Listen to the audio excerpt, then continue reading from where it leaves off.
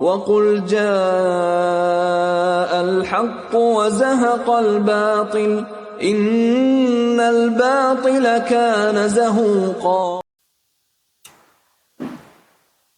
إن الحمد لله نحمده ونستعينه ونستغفره ونؤمن به ونتوكل عليه ونعوذ بالله من شرور أنفسنا ومن سيئات أعمالنا من يهده الله فلا مضل له ومن يضلل فلا هادي له وأشهد أن لا إله إلا الله وأشهد أن محمدا عبده ورسوله أما بعد فإن خير الحديث كتاب الله وخير الهدي هدي محمد صلى الله عليه وسلم وشر الأمور محدثاتها وكل محدثة بدعة وكل بدعة ضلالة وكل ضلالة في النار. أعوذ بالله من الشيطان الرجيم. بسم الله الرحمن الرحيم. قاف القرآن المجيد بل عجبوا أن جاءهم منذر منهم فقال الكافرون هذا شيء عجيب أئذا متنا وكنا ترابا ذلك رجع بعيد قد علمنا ما تنقص الأرض منهم وعندنا كتاب حفيظ بل كذبوا بالحق لما جاءهم فهم في أمر مريج أفلم ينظروا إلى السماء فوقهم كيف بنيناها وزيناها وما لها من فروج والأرض مددناها وألقينا فيها رواسي وأنبتنا فيها من كل زوج بهيج تبصرة وذكرى لكل عبد منيب. وقال الله تعالى في كلامه المجيد محمد رسول الله والذين معه أشداء على الكفار رحماء بينهم. تمام تعریف اللہ وحدہ لا شریک کے لیے جو ساری کائنات کا تن تنہا خالق و مالک ہے، دنیا کا نظام چلانے والا ہے. درود و سلام اللہ تعالی کے تمام نبیوں اور رسولوں پر، بالخصوص تمام نبیوں کے سردار محمد رسول اللہ صلی اللہ علیہ وسلم پر. اللہم صلی علی محمد وعلی آل محمد کما صلیت علی ابراہیم وعلی آل ابراہیم انکا حمید مجید. اللہم بارک علی محمد وعلی آل محمد کما بارکت علی ابراہیم وعلی آل ابراہیم انکا حمید مجید.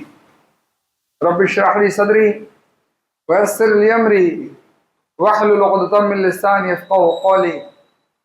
سبحانک لا علم لنا الا ما علمتنا انک انت العلیم الحکیم. محترم حاضرین،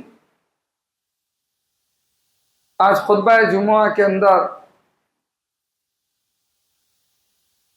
ایک بڑے عظیم اور جلیل القدر صحابی حضرت عمرو بن العاص رضی اللہ تعالی عنہ کی فضائل کے متعلق میں چند ایک باتیں رکھنا چاہتا ہوں. عمرو بن العاص رضی اللہ تعالی عنہ ان صحابہ کرام میں سے ہیں جن کو دہات العرب یعنی عرب کا سب سے ذہین اور حالات سے نپٹنے کا سب سے زیادہ ہنر رکھنے والے صحابہ میں شمار کیا جاتا ہے. عمرو بن عاص رضی اللہ تعالی عنہ کو ارطبون عرب کہا جاتا ہے، یعنی عرب کے ان لوگوں میں سے ہیں جو لوگ بڑے چالاک اور چتر سمجھے جاتے تھے. ان کی ہوشیاری اور چالاکی کے ذریعے بڑے بڑے مشکل کاموں میں بھی یہ اپنی فوج کو کامیابی کی طرف لے کر چلے جاتے تھے. عمرو بن عاص رضی اللہ تعالی عنہ ان کو فاتح مصر کہا جاتا ہے. مصر کا علاقہ جو فتح ہوا، جو وہ اسلامی مملکت کے اندر داخل ہوا، تو وہ انہی کی کوشش تھی.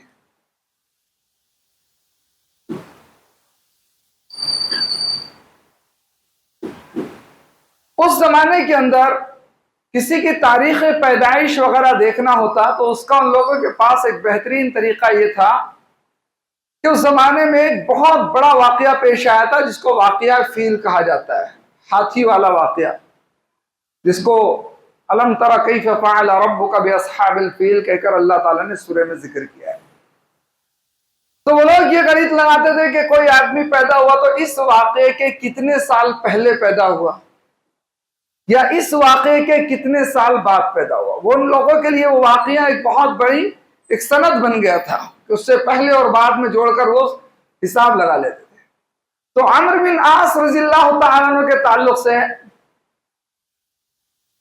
یہ قریب اختلاف ہے اس میں، لیکن جو بات عام طور پر بیان کی جاتی ہے میں وہ ذکر کر رہا ہوں کہ واقعہ فیل کے 8 سال بعد ان کی پیدائش ہوتی ہے۔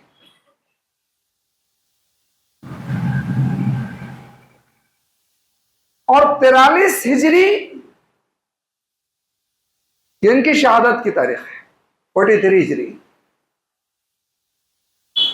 عمرو بن العاص رضی اللہ تعالیٰ عنہ کے قبول اسلام کا واقعہ جو تاریخ کی کتابوں میں ہے، جب معلوم ہے یہ مشرکین کے ایک لیڈروں میں سے تھے جب اسلام قبول نہیں کیے تھے۔ بہت سارے صحابہ ایسے ہیں کہ اسلام قبول کرنے سے پہلے مشرکین کے ایک جنگجو تھے، ایک فوجی تھے، ان کی آرمی میں شامل تھے اور مسلمانوں کے خلاف بہت ساری جنگی کی تھی، یہ بھی ان میں سے تھے، لیکن یہ ان میں کے عام نہیں بلکہ ان میں کے لیڈرشپ میں سے تھے۔ جنگ بدر کے اندر بھی موجود تھے، احد میں بھی موجود تھے، خندق میں بھی موجود تھے، ان سب جگہوں میں مسلمانوں کے خلاف یہ میدان میں آئے تھے۔ اور آپ کو یاد ہوگا کہ مسلمانوں نے جب پہلے حبشہ کی طرف ہجرت کی تھی تو مکہ سے قافلہ گیا تھا ان مہاجروں کو حبشہ کے بادشاہ سے نکال کر لے کر واپس لے کے آنے کے لیے۔ تو ان جو مکہ کے لوگوں کا قافلہ تھا اس قافلے کے امیر بھی یہ تھے، ان کو رہبری اور قیادت حاصل تھی مکہ کی زندگی کے اندر اسلام سے پہلے۔ جب انہوں نے ایک طرح سے محسوس کیا کہ اسلام واقعی غالب آ جائے گا اور مکہ کے اندر ان کو رہنا اچھا نہیں معلوم پڑتا تھا کہ مسلسل ایک کے بعد ایک مکہ والوں کی شکست ہو رہی، یہ ہو رہی، تو ان کی غیرت ان کو اس بات کی طرف اباری کہ مکہ چھوڑ دو۔ تو مکہ چھوڑ کر وہی حبشہ کی طرف گئے جہاں پہلے مسلمانوں کو چھڑانے کے لیے گئے تھے نا، اپنا قیدی بتا کر ان کو بادشاہ سے مانگ رہے تھے، اسی جگہ پر گئے۔ یہ ابھی کافر تھے، مسلمان نہیں تھے۔ وہاں جانے کے بعد یہ بادشاہ سے ملاقات کی، اسمحہ نجاسی سے، اور وہ تو پہلے ہی اسلام قبول کر چکا تھا۔ ملاقات کی اور اس سے کچھ گفتگو کی تو اس نجاشی بادشاہ کی دعوت پر یہ اسلام قبول کر لیے۔ دیکھیں اللہ تبارک تعالیٰ کا بھی کیا نظام ہے۔ وہاں وہ اسلام سے بھاگ کر حبشہ گئے تھے، لیکن جہاں اسلام سے بھاگ کر گئے وہی جگہ ان کے اسلام قبول کرنے کا ذریعہ بن گیا۔ وہی بادشاہ جس کی پناہ میں یہ جانا چاہ رہے تھے وہ بادشاہ ان کو دعوت دینے والا بن گیا۔ اسلام قبول کر لیے تو اب پھر حبشہ میں رکنا انہوں نے گوارا نہیں کی، کہا واپس مکہ چلو۔ مکہ ہے، ابھی مکہ میں داخل بھی نہیں ہوئے تھے کہ ان کی ملاقات خالد بن ولید سے ہوئی۔ خالد بن ولید وہ بھی ابھی اسلام نہیں قبول کیے تھے، خالد بن ولید سے ملاقات ہوئی۔ تو ملاقات کر کے پوچھا کہ خالد کہاں جا رہے ہو؟ تو خالد کہنے لگے میں مدینہ جا رہا ہوں کہ محمد کے ہاتھوں پر بیعت کر کے اسلام قبول کر لو۔ انہوں نے کہا اچھا چلو میں بھی ساتھ چلتا ہوں۔ اب یہ دونوں کے دونوں مکہ سے اللہ کے رسول صلی اللہ علیہ وسلم کے پاس مدینہ آ گئے۔ مدینہ آ کر اپنے اسلام کا اظہار کیا، نبی کریم صلی اللہ علیہ وسلم کے ہاتھوں پر انہوں نے بیعت کی۔ یہ 8 ہجری کا واقعہ ہے، ہجرت کے 8ویں سال یہ 8 ہجری کا واقعہ ہے۔ اور 8 ہجری میں مہینہ سفر کا تھا، جو مہینہ ابھی چل رہا ہے نا اس کو ہمارے یہاں لوگ نحوست والا مہینہ قرار دیتے ہیں، منوس مہینہ۔ بہت بری بات ہے، بہت بری بات ہے۔ کوئی دن کوئی وقت اپنی ذات میں منوس نہیں ہوتا، سب اللہ کی مخلوق ہے، سب اللہ کی بنائے ہوئے ہے۔ اس کو نحوست والا قرار دے دینا یہ لوگوں کی کم علمی ہی نہیں، جہالت ہی نہیں، بلکہ بے ایمانی کا بھی ثبوت ہے۔ ایمان کی کمزوری ہوتی ہے کہ بندہ اس طرح کی باتیں کرتا ہے۔ تو جب یہ لوگ وہاں گئے، اسلام قبول کیا، اللہ کے رسول صلی اللہ علیہ وسلم بہت زیادہ خوش ہوئے، بہت زیادہ خوش ہوئے اس بات سے۔ کون اسلام قبول کیا ہے؟ خالد بن ولید۔ کیسا بھی ان کو اپنے سمت میں اتنا بہادر، اتنا جری اب نظر نہیں آتا تھا، جنگ کے حالات بدل دینے والا۔ کون اسلام قبول کیا؟ عمرو بن عاص۔ اللہ اکبر۔ تب اللہ کے رسول صلی اللہ علیہ وسلم سے صحابہ اکرام کے درمیان بڑی شان سے یہ بات کہی تھی کہ حاضی مکہ القت الیکم افلاد کبدھا۔ اللہ کے رسول نے فرمایا کہ مکہ ہے کہ مکہ نے اپنے جگر کے ٹکڑوں کو تمہاری گود میں لا کر ڈال دیا۔ یہ مکہ کی شان تھی دونوں۔ بہت خوش ہوئے اللہ کے رسول صلی اللہ علیہ وسلم۔ تو یہ ان کے قبول اسلام کا واقعہ ہو گیا کہ اسلام کیسا قبول کیا۔ حبشہ گئے، وہاں اسلام قبول کیا، واپس آئے خالد بن ولید کے ساتھ، کہاں روانہ ہوئے؟ اللہ کے رسول صلی اللہ علیہ وسلم کے پاس۔ پھر اللہ کے رسول کے پاس جا کر صحابیت کرا۔ بعض مورخین نے اس کے تعلق سے لکھا ہے کہ یہ پہلے شخص تھے اب تک، پہلے شخص سے قریب جو پہلے تابعی ہونے کا شرف حاصل کیا، اس کے بعد صحابی بنے۔ حالانکہ یہ بات اتنی اتھینٹک نہیں ہے، علمی اعتبار سے دیکھو تو ہم کئی ایسے لوگ مل جائیں گے، لیکن ان کو پہلا شخص ایسا بن گیا ہے کہ یہ پہلے تابعی بنے، اس کے بعد ان کو صحابی ہونے کا شرف ملا۔ اللہ کے رسول صلی اللہ علیہ وسلم نے ان کے اسلام کی گواہیاں دی۔ ایک صحابی رسول صلی اللہ علیہ وسلم ہے، عقبہ بن عامر رضی اللہ تعالیٰ عنہ، جامع ترمذی کی روایت ہے کہ اللہ کے رسول صلی اللہ علیہ وسلم نے فرمایا اسلم الناس، لوگ اسلام قبول کیے۔ لوگ کیا کیے؟ کہا اسلم الناس، لوگ اسلام قبول کیے۔ وآمن عمرو بن عاص، اور عمر بن عاص وہ ایمان قبول کیا ہوا شخص ہے۔ یہ دونوں چیزوں میں بڑا فرق ہے، علم والے جانتے ہیں۔ کبھی ایسا ہوا تھا کہ مکہ مدینہ کے قرب و جوار کے بستی کے کچھ لوگ اللہ کے رسول کے پاس آ کر اپنے ایمان کا اعلان کیے تو اللہ نے آیت نازل فرما دی کہ قالت الاعراب آمنا قل لم تؤمنوا ولکن قولوا اسلمنا۔ یہ بستی والے آ کر کہتے ہیں ہم ایمان لے آئے، نبی ان سے کہہ دو تم ایمان نہیں لاؤ، تم اسلام لے کر آئے۔ ایمان تو ابھی تمہارے دلوں میں داخل بھی نہیں ہوا ہے۔ ایمان کا تعلق دل کی گہرائی سے، ظاہری اعمال سے فقط نہیں۔ ظاہری اعمال کے ذریعے آدمی مسلم تو قرار پا سکتا ہے، ایمان کا تعلق عقیدت سے، دل کی گہرائی سے۔ محمد رسول اللہ صلی اللہ علیہ وسلم عمرو بن عاص کے بارے میں یہ کہیں کہ لوگ تو اسلام لے کر آئے، عمرو بن عاص جو ہے وہ ایمان لے کر آیا۔ جامع ترمذی کی روایت ہے۔ ایک اور حدیث اس تعلق سے اللہ کے رسول صلی اللہ علیہ وسلم نے ان کے بارے میں کہا، اور وہ حدیث مسند احمد کی ہے، سیدنا ابو ہریرہ رضی اللہ تعالی عنہ حدیث کے راوی ہیں۔ اللہ کے رسول نے فرمایا ابن العاص، عاص کے دو بیٹے، عاص یہ حضرت عمر کے والد کا نام، کہا عاص کے دونوں بیٹے مؤمنان ہیں، دونوں کے دونوں مومن۔ کون ہے عاص کے دو بیٹے؟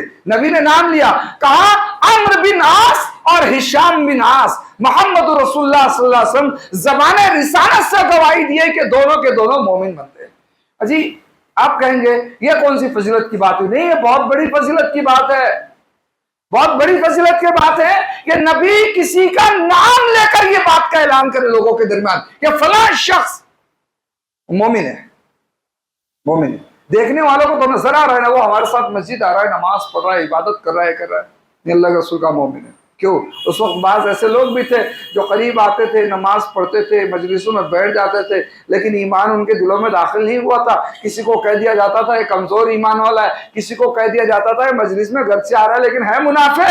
محمد رسول اللہ فرمایا عمرو بن عاص، ہشام بن عاص، دونوں کے دونوں عاص کے بیٹے، اللہ تبارک تعالیٰ ان کی ایمان کی گواہی دیتا ہے، یہ مومن ہے۔ وما ينطق عن الهوى، محمد صلی اللہ علیہ وسلم یہ باتیں اپنی طرف سے نہیں کہہ رہے ہیں، اللہ تبارک تعالیٰ وحی کرتا ہے، محمد رسول اللہ صلی اللہ علیہ وسلم یہ بات بیان کرتے ہیں۔ اسلام قبول کرنے کے بعد یہ دونوں کو اللہ کے رسول صلی اللہ علیہ وسلم نے بہت سی جگہ کی لیڈری دی، رہبری دی، قائد بنایا، خالد بن ولید کو، عمرو بن عاص کو۔ جنگی میدان میں اب اللہ کے رسول صلی اللہ علیہ وسلم ان دونوں پر اتنا زیادہ اعتماد کیا کرتے تھے، کوئی دوسرا نظر نہیں آتا تھا، اتنا زیادہ بھروسہ کرتے تھے۔ اکثر لشکر جو اللہ کے رسول صلی اللہ علیہ وسلم روانہ کرتے تھے، ان میں سے کوئی ایک کو اس کا امیر بنایا۔ ایک دفعہ کیا ہوا، اللہ کے رسول صلی اللہ علیہ وسلم نے ان کو بلایا، کسی کو پہنچایا کہ عمرو بن عاص کو بلا کے لاؤ۔ وہ شخص گیا، ان کو بلایا تو یہ پہلے سے ہی محسوس کر لیے کہ شاید کہیں جنگ میں جانا ہوگا، جنگ کا پورا ہتھیار تیار کر لیے، اپنے جو لباس پہنا جاتا ہے جنگی لباس وہ پہنے، کہا اللہ کے رسول صلی اللہ علیہ وسلم کے پاس آیا، نبی کریم صلی اللہ علیہ وسلم وضو بنا رہے تھے، آپ صلی اللہ علیہ وسلم سے سلام کیا، آپ نے نگاہ اٹھائی، میری طرف دیکھا، سلام کا جواب دیا، چہرہ پھر نیچے کر لیا، وضو بنانے لگے۔ جب وضو سے فارغ ہوئے تو کہا عمرو فلاں علاقے میں جنگ کے لیے جانا ہے، آپ کو کوئی نقصان نہیں ہوگا اس جنگ میں۔ وہ جانتے تھے یہ کتنا باصلاحیت آدمی ہے۔ کہا جب واپس لوٹو گے تو آپ کو مال غنیمت میں سے بہت زیادہ مال بھی دیا جائے گا، اللہ کے رسول فرما رہے ہیں حضرت عمرو سے۔ عمرو نے یہ بات سنی تو کہنے لگے اللہ کے رسول صلی اللہ علیہ وسلم، میں اس مال و دولت کے لیے ایمان نہیں لے کر آیا۔ اللہ کے رسول آپ کے بولنے سے پہلے میں پورا جنگی لباس پہن کے آیا ہوں، میں فقط اللہ اور اس کے رسول کی محبت کے لیے ایمان لے کر آیا ہوں۔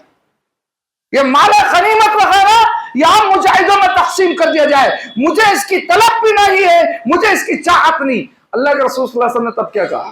بات اب سننے کی، یہاں تک تو وہ سمجھ میں آتا ہے ایک آدمی جوش میں جذبے میں بول سکتا ہے، لیکن اللہ کے رسول صلی اللہ علیہ وسلم نے فرمایا المال الصالح لرجل صالح، یہ مال بھی نیک ہے اور یہ نیک آدمی کے لیے اللہ تبارک و تعالی نے بنایا ہے کہ تم کو جو مال دیا جائے گا وہ مال بھی نیک ہوگا، نیکی کے ذریعے حاصل کیا ہوا مال ہوگا، اور تم بھی نیک ہو، تم صالح ہو۔ اللہ تعالیٰ نے صالح مال کو صالح مرد کے لیے بنا دیا۔ نہیں سمجھ میں آئی کوئی فضیلت؟ اب قرآن میں آئے، قرآن کریم میں اللہ رب العالمین نے اپنے پاک باز بندوں کا 4 طبقہ بتلایا ہے، جن میں شامل ہونے کی لوگوں کو تمنا کی، دعا سکھائی کہ آپ ان پاک باز لوگوں میں شامل ہونے، ان کے گروپ میں شامل ہونے کی اللہ تعالیٰ سے دعا کرو۔ جب آپ دعا کرتے ہیں اہدنا الصراط المستقیم صراط الذین انعمت علیہم، وہ 4 گروہ ہیں۔ اللہ نے ذکر کیا قرآن کریم کے اندر 4 گروہ، نبی، صدیقین، شہداء، صالحین۔ مع النبیین والصدیقین والشہداء والصالحین، یہ گروہ صالحین کا ہے۔ اس گروہ میں داخل ہونے کے لیے بندے کو بے انتہا محنتیں کرنا ہوگی، عبادتیں کرنا ہوگی، تب بھی کوئی گارنٹی نہیں دے سکتا کہ آپ اس میں شامل ہو چکے ہو۔ اللہ اکبر۔ عمرو بن عاص کو محمد رسول اللہ صلی اللہ علیہ وسلم زبان رسالت سے بولے کہ عمرو تم صالحین میں سے، اور یہ بات معمولی سی بات نہیں ہے، یہ بہت بڑی فضیلت کی چیز ہے۔ آپ اگر نیک بنتے ہو تو اللہ جنت میں ان کا ساتھی آپ کو بنائے گا۔ آپ دعا کرتے ہو اللہ سے کہ ہم کو اللہ ان صالحین کا ساتھی بناتے ہیں۔ ان صالحین کو آپ اپنی عام زبان میں اللہ کا ولی بولتے ہیں۔ اللہ کے رسول صلی اللہ علیہ وسلم اپنی زبان رسالت سے، زبان نبوت سے عمرو بن عاص کو صالحین میں شمار فرمایا اور گواہی دی کہ یہ نیک لوگوں میں سے۔ صحیح مسلم کے اندر ایک حدیث ہے،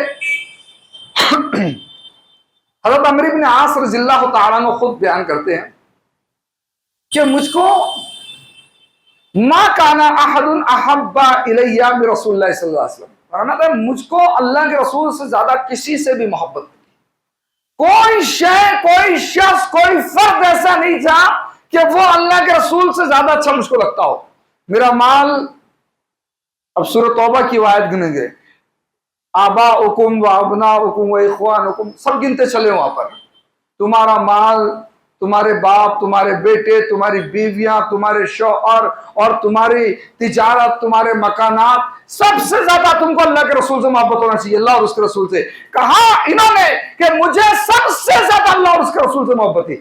صرف محبت ہی نہیں تھی، کہا میری آنکھوں میں رسول اکرم صلی اللہ علیہ وسلم کی شخصیت سب سے زیادہ عظمت والی شخصیت تھی، اتنی عظمت والی کہ کبھی میں نے نگاہ ملا کر محمد رسول اللہ صلی اللہ علیہ وسلم کا چہرہ بھی نہیں دیکھ پایا۔ کبھی نبی کے سامنے کھڑے ہو کر گفتگو بھی کرنا ہوتی، اپنی نگاہوں کو نیچے جھکا کر رکھتا تھا۔ انہوں نے کیا بتلایا اپنے شاگرد کو؟ کئی سال نبی کے ساتھ رہا ہوں، بہت سی مجلسوں میں شریک ہوا ہوں، کئی لشکروں میں اللہ کے رسول نے مجھ کو بھیجے لشکر میں کیا کرنا ہے، کیسا کرنا ہے، کس جگہ جانا ہے، سب اللہ کے رسول کی زبانیں سیکھو۔ لیکن لوگوں، تم لوگ مجھ سے پوچھنا چاہو کہ نبی کا چہرہ کیسا تھا، نبی دکھتے کیسے تھے، تو میں نہیں بتا پاؤں، اس لیے کہ نبی کو کبھی میں نے نگاہ ملا کر دیکھ ہی نہیں پایا۔ جب سامنے کھڑا ہوتا تھا، نبی کی عظمت کا یہ حال تھا کہ نبی کے سامنے نگاہ جھکا کر کھڑے ہو جاتا۔ یہ صحیح مسلم کی روایت ہے۔ تو یہ ادب و احترام محمد رسول اللہ صلی اللہ علیہ وسلم کا، یہ محبت محمد رسول اللہ صلی اللہ علیہ وسلم سے، یہ کوئی شخص سیکھے عمرو بن عاص رضی اللہ تعالیٰ عنہ کی سیرت سے کہ کس قدر وہ لوگ اللہ کے رسول صلی اللہ علیہ وسلم سے محبت کرتے۔ ایمان کی گواہی دی نبی نے، صالحین میں ان کو شامل فرما دیا۔ ان کی کیفیت دیکھے کہ ان کو اللہ کے رسول صلی اللہ علیہ وسلم جنگ میں روانہ کر رہے، اس کا قائد اور لیڈر بنا رہے ہیں۔ پھر اور کیفیت دیکھے کہ ان کے دل کی کیفیت کہ وہ نبی کریم صلی اللہ علیہ وسلم سے کتنی محبت کرتے ہیں، اور کس قدر عظمت جو ہے اللہ کے رسول صلی اللہ علیہ وسلم ان کے دل میں ہے۔ نبی صلی اللہ علیہ وسلم کی زندگی میں غزوہ ہوتا، غزوہ ذات السلاسل۔ اس غزوے کا امیر اللہ کے رسول صلی اللہ علیہ وسلم نے حضرت عمرو بن عاص کو بنایا اور ایک چھوٹی سی فوج لے کر روانہ کیا کہ آپ اس علاقے میں جائے، وہاں مشرکین کے ساتھ آپ کو مقابلہ کرنا ہے۔ یہ کچھ دور تک گئے، انہوں نے اپنے جاسوسوں کو آگے روانہ کیا، جو بھی اس وقت کی جنگی حکمت عملی ہوا کرتی تھی۔ جاسوس کے ذریعے خبر لگی کہ جن سے ہم مقابلہ کرنے کے لیے جا رہے ہیں ان کا لشکر بہت بڑا ہے، ہم لوگ غلط فہمی میں بہت چھوٹی تعداد لے کر نکل رہے ہیں۔ تو انہوں نے اللہ کے رسول صلی اللہ علیہ وسلم کو خبر دی۔ آپ صلی اللہ علیہ وسلم بھی محسوس کی کہ ہاں ہمیں ایک بڑا لشکر لے کر جانا چاہیے۔ تب اللہ کے رسول صلی اللہ علیہ وسلم نے مدینہ سے 200 مجاہدین کو ان کے پاس روانہ کیا کہ جاؤ آپ ان کے ساتھ شامل ہو اور آپ جنگ میں حصہ لینا۔ یہ امیر ہے، اور اس لشکر میں معلوم ہے ابو بکر بھی موجود تھے، عمر فاروق بھی موجود تھے۔ ان بڑے صحابہ کی موجودگی میں ان کو امیر بنایا گیا کیونکہ اس چیز کی صلاحیت ان میں موجود تھی۔ تو ایک مسئلہ سمجھ سکتے ہو تو سمجھیں، شاید کبھی زندگی میں کچھ مسئلے حل کرنے کے لیے آپ کو کام آئے۔ ابو بکر عمر بھی وہاں موجود تھے، امیر کس کو بنایا؟ عمرو بن عاص کو۔ کیوں؟ کہ جنگ کی صلاحیتیں اور مہارتیں ان کے پاس زیادہ موجود تھی۔ فضیلت کس کے پاس زیادہ ہے؟ فضیلت ابو بکر عمر کے پاس زیادہ ہے، ان سے زیادہ فضیلت میں کوئی نہیں نکل سکتا۔ تو فضیلتیں یہ عہدہ دینے کا سبب نہیں بنتی، فضیلتیں عہدہ دینے کا سبب نہیں بنتی۔ عہدہ حالات اور وقت کو دیکھتے ہوئے اس حالات سے نپٹنے کی صلاحیت کون شخص رکھتا ہے اس کو دیا جاتا ہے۔ اب یہ مسئلہ کبھی آپ کرنا چاہیں کہ حضرت معاویہ نے یزید کو کیوں بنا دیا تھا جبکہ بڑے بڑی فضیلت والے صحابہ موجود تھے، تو آپ کو وہاں مسئلہ حل کرنے کی چیز کام آ سکتی ہے۔ اچھا ٹھیک ہے، یہ گئے، انہوں نے ٹھیک الحمدللہ اپنی ذہانت، اپنی فطانت جو اللہ نے ان کو عطا کی تھی وہ جنگ جیتی۔ وہاں پر کچھ ایسے واقعات پیش آئے کہ صحابہ اکرام ان کی حکمت عملی سے ناراض ہوئے اور آ کر اللہ کے رسول کو شکایت کی۔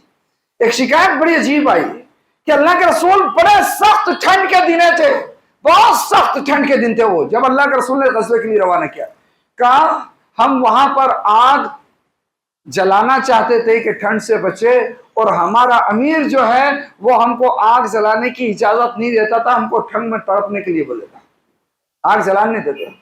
اللہ کے رسول کو بھی بات خراب لگی کہ یہ کیسی چیز ہے بھائی، ٹھنڈ ہے، آپ ٹھنڈ سے بچنے کا ان کا انتظام کرتے، آگ روشن کراتے۔ عمرو بن سعد نے کہا اللہ کے رسول دشمن کی تعداد بہت بڑی تھی، اگر ہم آگ جلاتے اور چند چولہے ہمارے جلتے، یہ چند جگہ آگ ہم جلاتے، آگ کی تعداد گنتی اگر ان پر نظر پڑتی دشمنوں کی، وہ محسوس کر لیتے کہ آگ کے 100-200 الاؤ چل رہے ہیں، مطلب ہے کہ ایک آگ کے ڈھیر کے ارد گرد 4-5 لوگ بیٹھ کر آگ سیک رہے ہوں گے، تو ان کی تعداد بس اتنی ہے، وہ ان کے دلوں سے ہمارا ڈر ختم ہو جاتا، اس سبب اللہ کے رسول میں نے آگ جلانے نہیں دیا۔ عمرو بن سعد کی بتائی ہوئی اس حکمت عملی کو ایک زمانے میں محمد رسول اللہ نے بھی اختیار کیا۔ جی اللہ کے رسول نے بھی اس تدبیر کو اختیار کیا، لیکن کیسا تھا؟ جب مکہ کے اللہ کے رسول صلی اللہ علیہ وسلم مکہ سے بہت دوری پر باہر علاقے پر رات گزاری، اور اللہ کے رسول نے صحابہ کو رات میں کہا آگ جلاؤ، چھوٹے چھوٹے چولہے خوب ساری جگہ جگہ پر پوری وادی کو بھر دو. کہا کیوں؟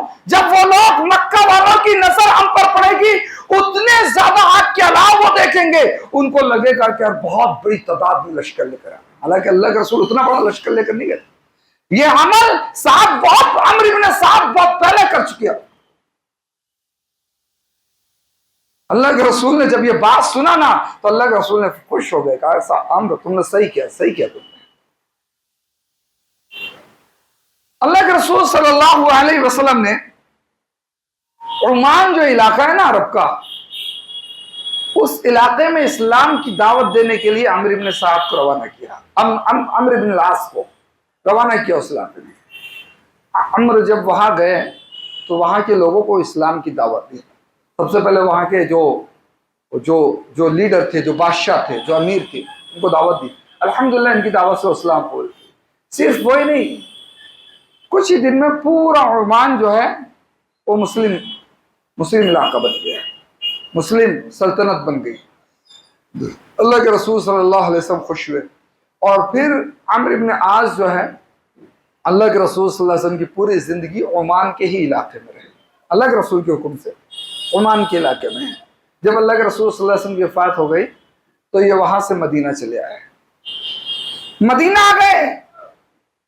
ابو بکر صدیق رضی اللہ تعالیٰ خلیفہ بنے. ابو بکر رضی اللہ تعالیٰ عنہ نے حضرت عمرو بن عاص کے ملک شام میں روانہ کر دیا. کیا جاؤ ملک شام کا علاقہ سنبھالو. یوں ان کے علاوہ اور بھی بہت سارے لوگ ملک شام کے لیے بھیجے گئے تھے اور ملک شام بڑا علاقہ تھا, اس کے الگ الگ حصوں میں لوگوں کو روانہ کیا گیا. حضرت عمرو کو, حضرت عمرو بن عاص نے ملک شام کے کئی ایک علاقوں کو اسلام میں داخل کیا, کئی علاقوں کو. حضرت عمر کا دور خلافت آیا تو ملک شام ایک خط بھیجا گیا اور خط میں لکھا گیا کہ مصر کے علاقے کو فتح کرنا ہے. ذمہ داری کس کی؟ کا عمرو بن عاص کی ذمہ داری. عمرو بن عاص نے حضرت عمر رضی اللہ تعالیٰ عنہ کا خط پڑھا, ایک فوج تیار کی, مصر کے علاقے کی طرف روان ہوئے. الحمدللہ بہت کم مدت میں مصر کے علاقے کو فتح کر کے انہوں نے اسلام میں داخل کیا. اس لیے ان کو فاتح مصر کہا جاتا ہے.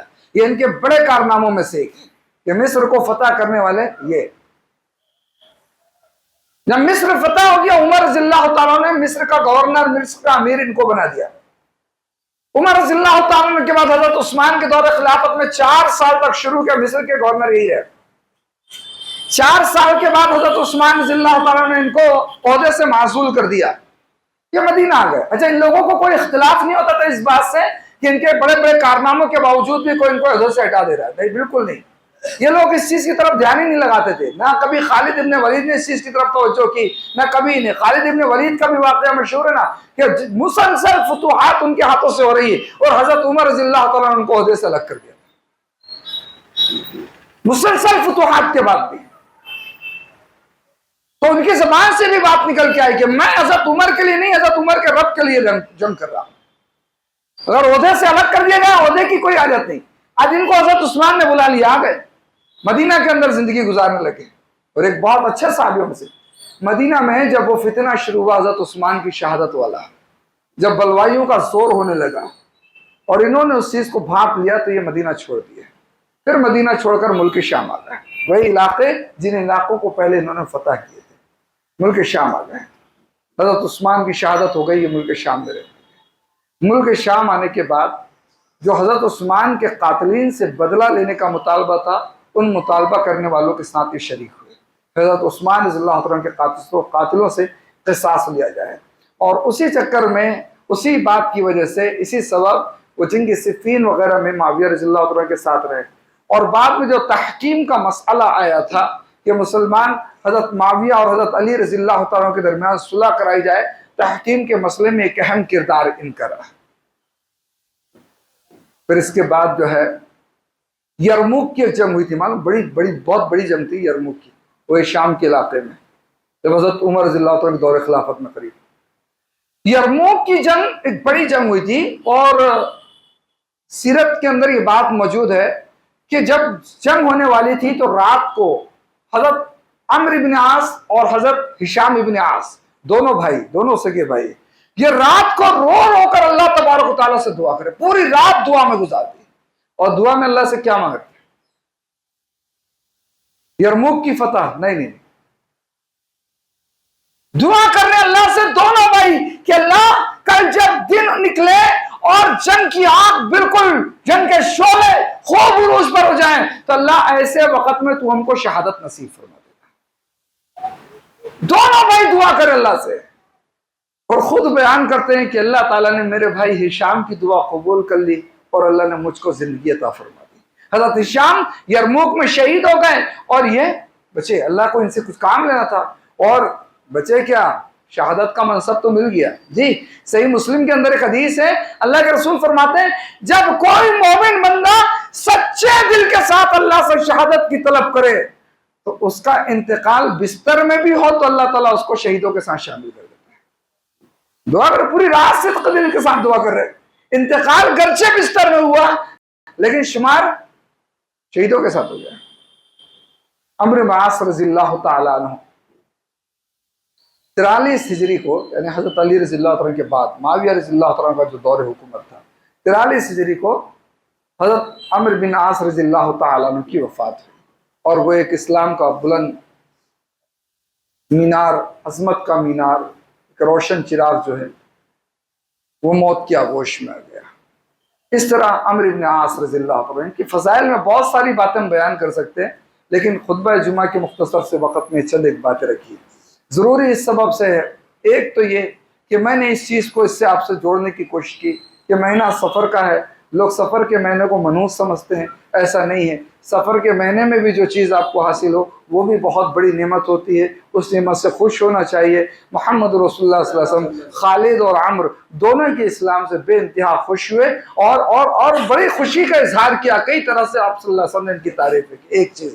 دوسری چیز، اللہ کے رسول صلی اللہ علیہ وسلم جس صحابی کے مومن ہونے کی، صالحین میں سے ہونے کی بار بار گواہی دیتے ہیں، ایسے صحابی کے تعلق سے اگر کوئی شخص غلط جملے کہے، بس زبانی کرے، لب کشائی کرے، تو ایسا شخص ہم خود ایسا کہنے والے کے ایمان پر شک کر سکتے ہیں کہ آپ ایسا کیسے بول رہے ہیں۔